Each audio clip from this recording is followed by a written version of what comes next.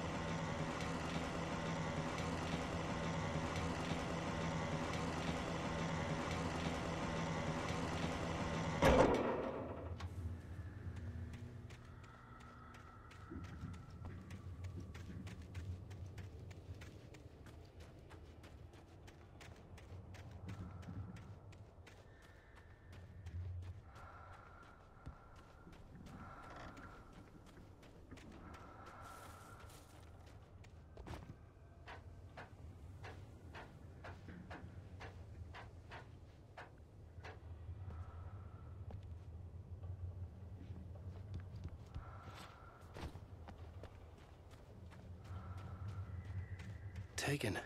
They're taken.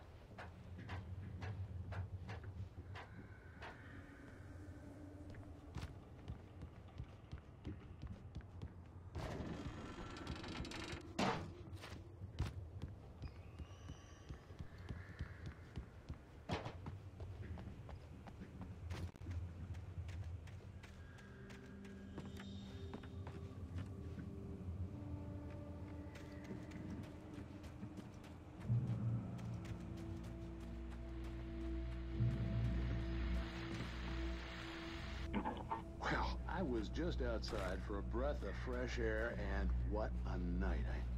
I know most of you are probably in your beds by now, but if you're still up and around, take a moment. Step outside for a spell and breathe in deep. The weather's absolutely still, the sky...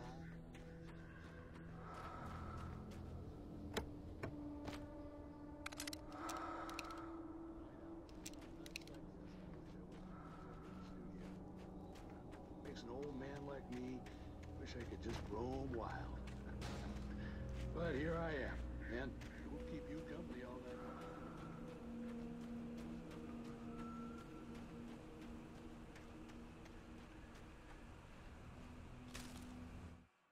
At first, I kept finding the pages as if by accident. The book I couldn't remember was either a terrible and true prophecy or an act of creation that had rewritten the world. I began to hunt the pages feverishly, for they held the answer to the mystery. With it, I could save myself. With it, I could save Alice.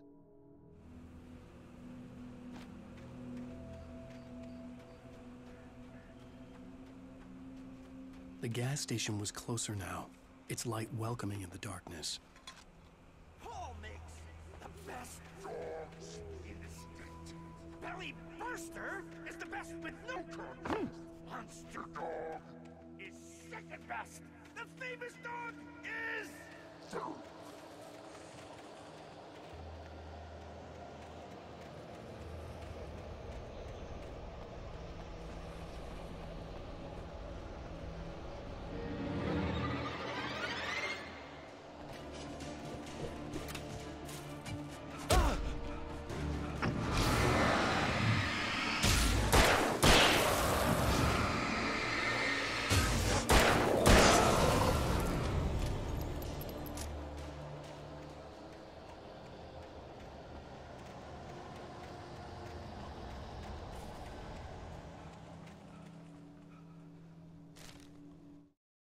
I stepped into the gas station's garage. It was dark and quiet.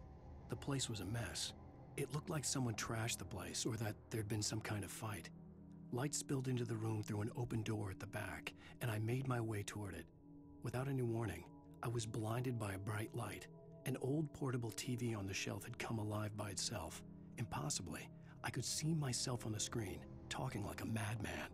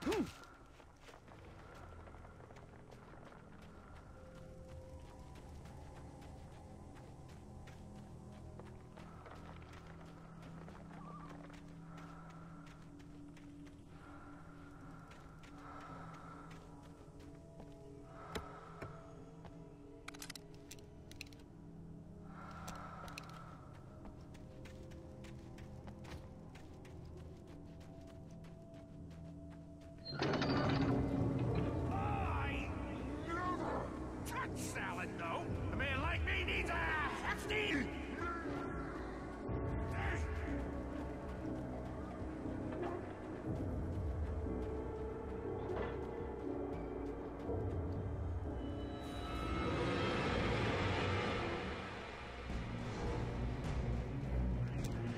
Magnificent!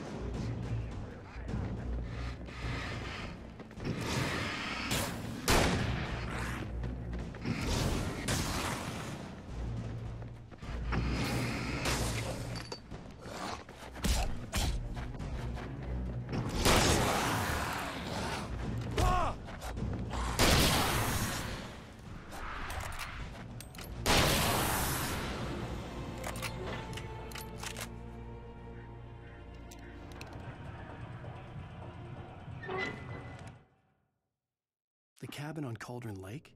She asked. The sheriff looked at me suspiciously. The early morning light flooded through the office windows. I would probably never have gotten out of the woods alive without her help, but I couldn't tell her the truth of what I'd faced the previous night. She'd think I was lying or crazy. She'd lock me up, and she wouldn't help me find Alice.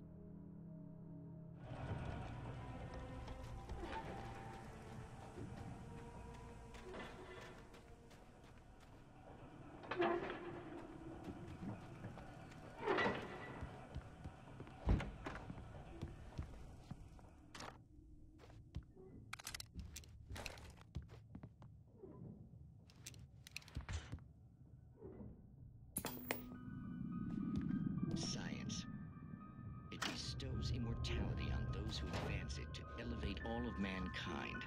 Newton, Einstein, Sagan, princes among men. But the price for such a legacy is steep indeed. In Night Springs. Tonight's episode, a quantum suicide.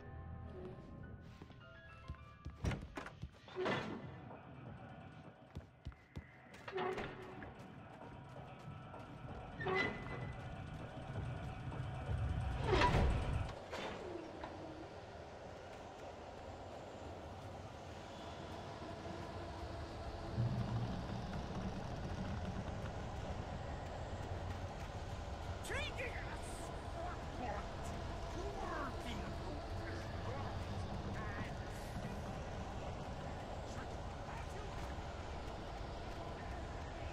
Working is trust. It requires patience.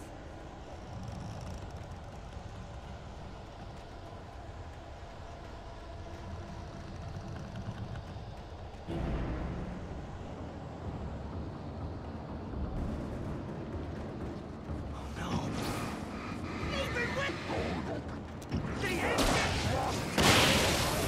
The fool! Dropping tools!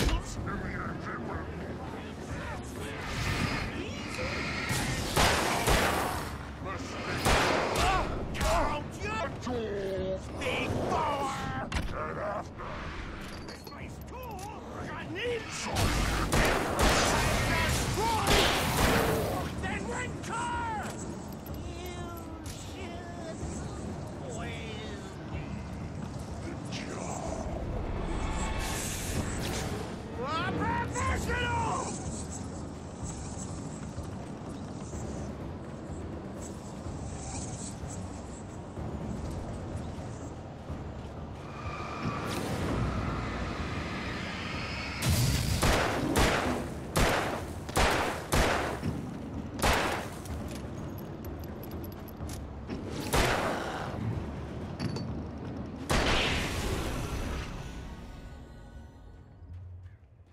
Stucky's body vanished, leaving behind only a lifetime of nightmares to come, assuming I'd reach the lights of the gas station alive.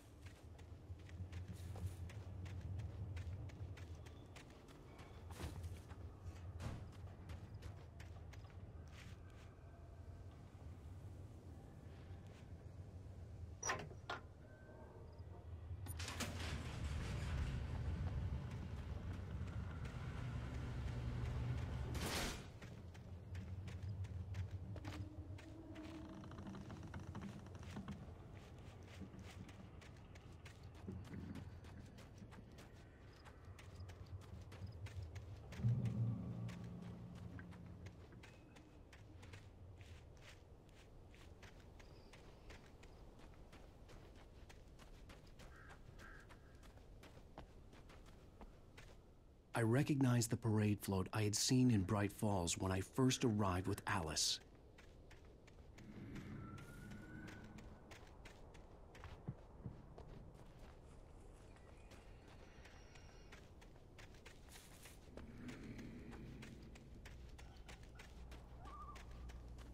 After the insanity I had just experienced in the darkness, the lights of the gas station felt comforting. At least for a moment, the sane world reasserted itself.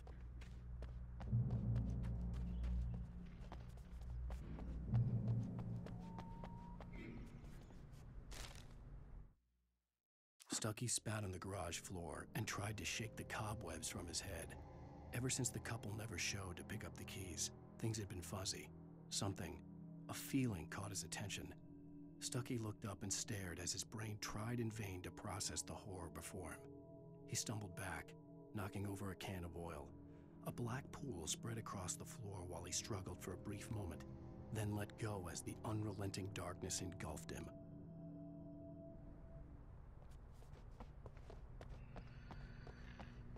The Deer Fest had been 2 weeks away when we arrived. If the day count on the banner was right, I was missing a whole week between the night we got here and now.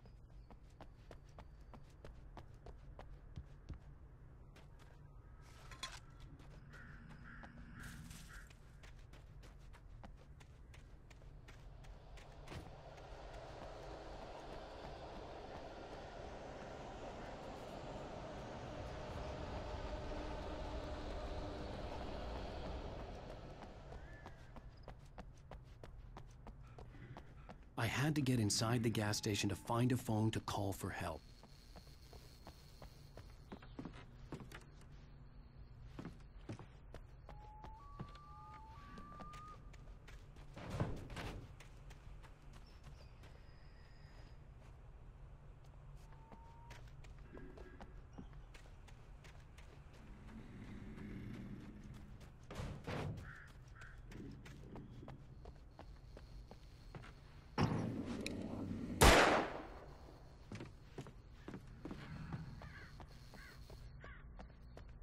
The garage was a mess. It looked like someone had trashed the place, or that there'd been some kind of fight. I'll write. I'll keep writing. Outside, there's only darkness. Outside the cabin, outside the story, there's only darkness. I can feel her presence in the dark. Just now, I could smell her perfume in the room. I'll reach her. I'll fix it up. I'll bring her back. The story will come true. If I stop, she's lost.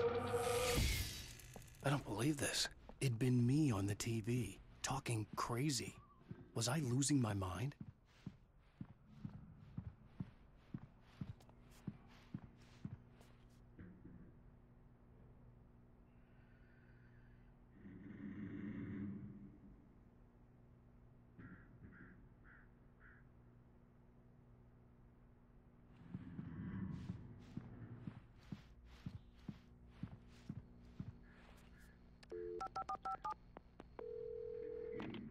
Bright Falls Sheriff Station.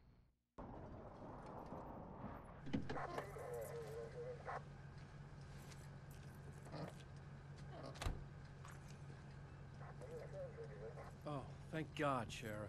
Sheriff Sarah Beaker. You are... I'm Alan Wake, but listen. I was in a car crash. My wife, Alice, she's missing. Calm down, Mr. Wake. We were staying in a cabin on the island, on Cauldron Lake. There's no island on Cauldron Lake. Not since the big eruption in the 70s. Please, I can take you there, okay? You look like you've taken a pretty bad knock to the head. Are you okay? Listen. We'll figure this out. Please get in the car. We'll swing by the lake and then we'll go to the station, okay? Mr. Wake, have you seen Stucky, the guy who owns this place? I realized I couldn't tell her what had happened in the forest. She wouldn't have believed me. And then she wouldn't have helped me with Alice.